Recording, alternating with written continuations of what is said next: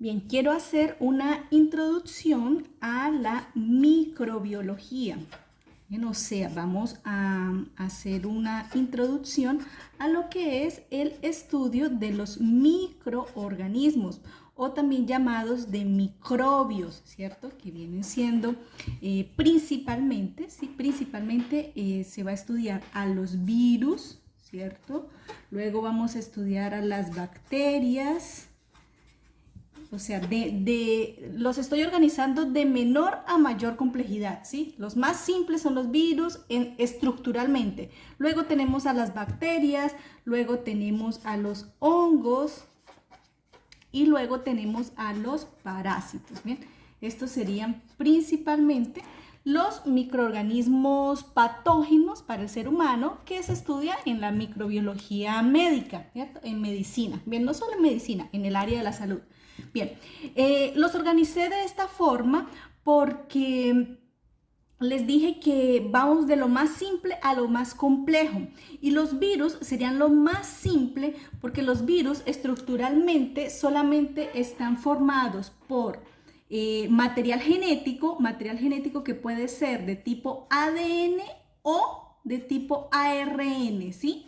Nunca ambos. Ellos son virus ADN o virus ARN, pero nunca tienen los dos materiales genéticos.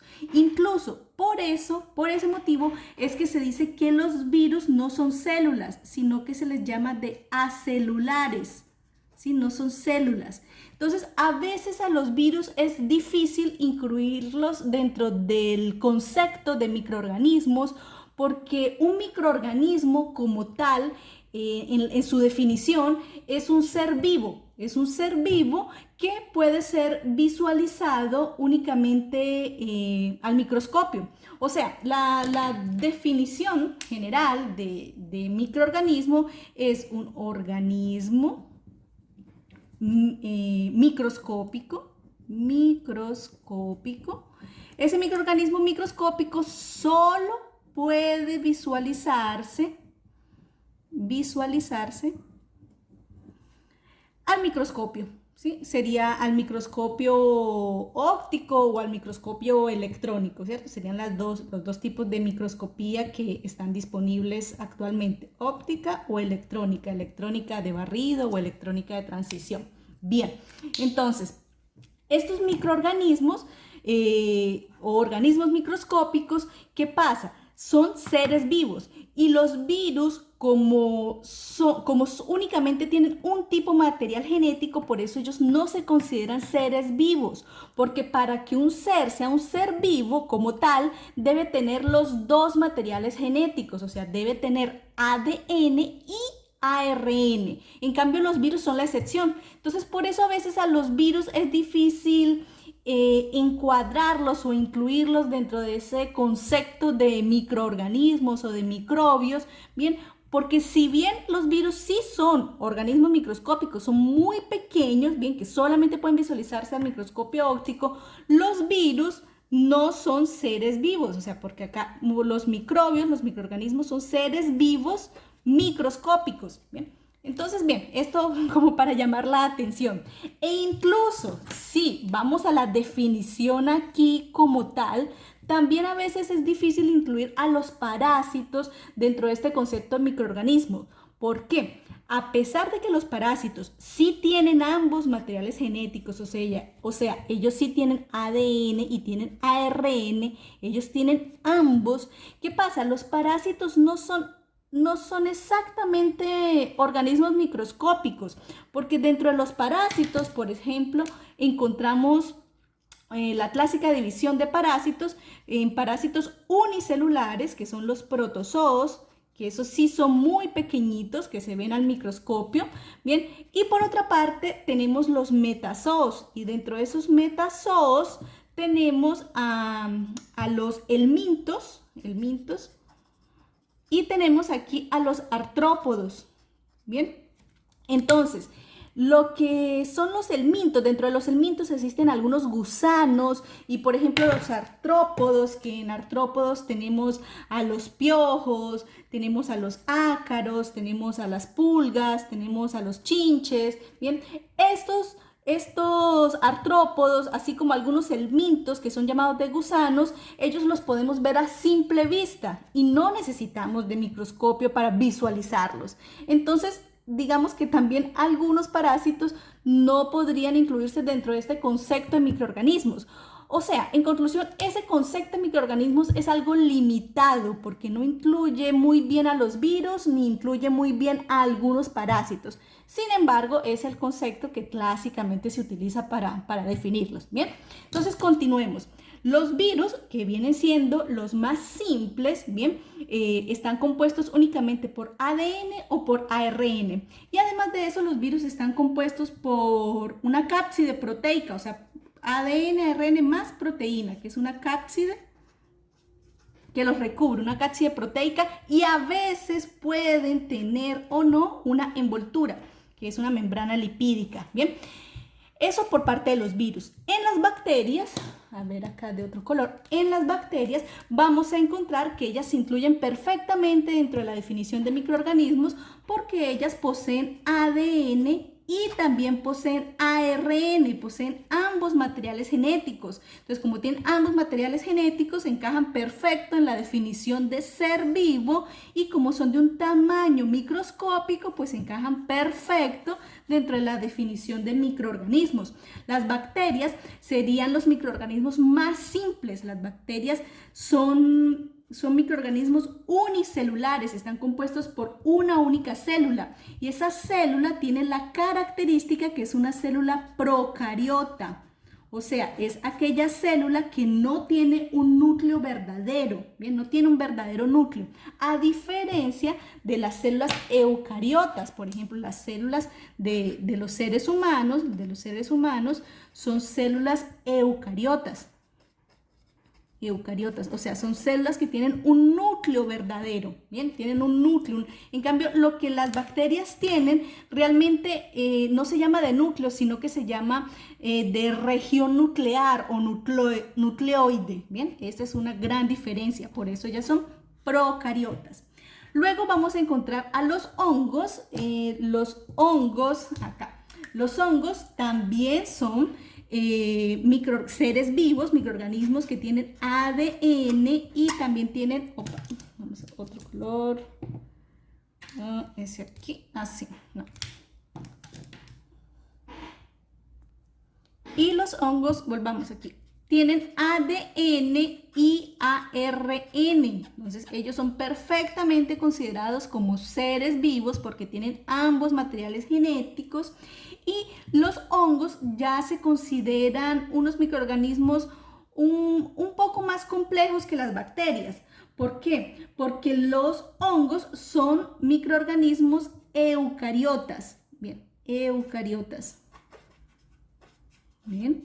Los hongos también los podemos clasificar, clásicamente los podemos dividir así, como hongos unicelulares, que son las famosas levaduras, ¿bien? Y tenemos a los hongos pluricelulares, ¿sí?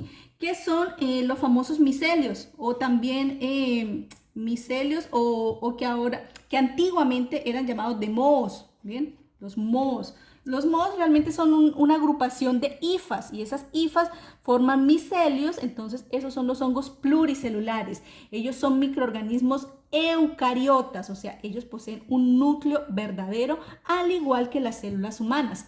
Y luego acá encontramos a los parásitos, de los cuales ya me adelanté, ya dije que ellos poseen ambos materiales genéticos, poseen ADN y ARN, entonces se encajan perfectamente dentro del concepto de ser vivos. Los parásitos clásicamente se dividen también como parásitos unicelulares, o sea que están compuestos por una única célula, que son llamados de protozoos, y los parásitos pluricelulares, que están compuestos por varias células, que son los metazoos, y dentro de los metazoos encontramos los helmintos y los artrópodos. Bien.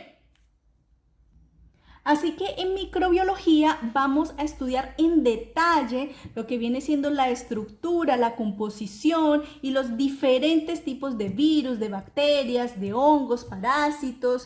Incluso también podríamos acá adicionar otro del que poco se conoce, que son los priones, bien, pero realmente de los priones poco se sabe, bien, dentro de lo que dije, los priones incluso serían los más simples, porque los priones ni siquiera tienen material genético, los priones simplemente son unas proteínas anómalas, unas proteínas mal plegadas, ¿bien? Entonces realmente lo que son priones, los que son virus, como ellos no se consideran de células, la palabra con las cuales se los agrupa es como agentes infecciosos. Bien, virus y priones se consideran agentes infecciosos porque ellos no son células.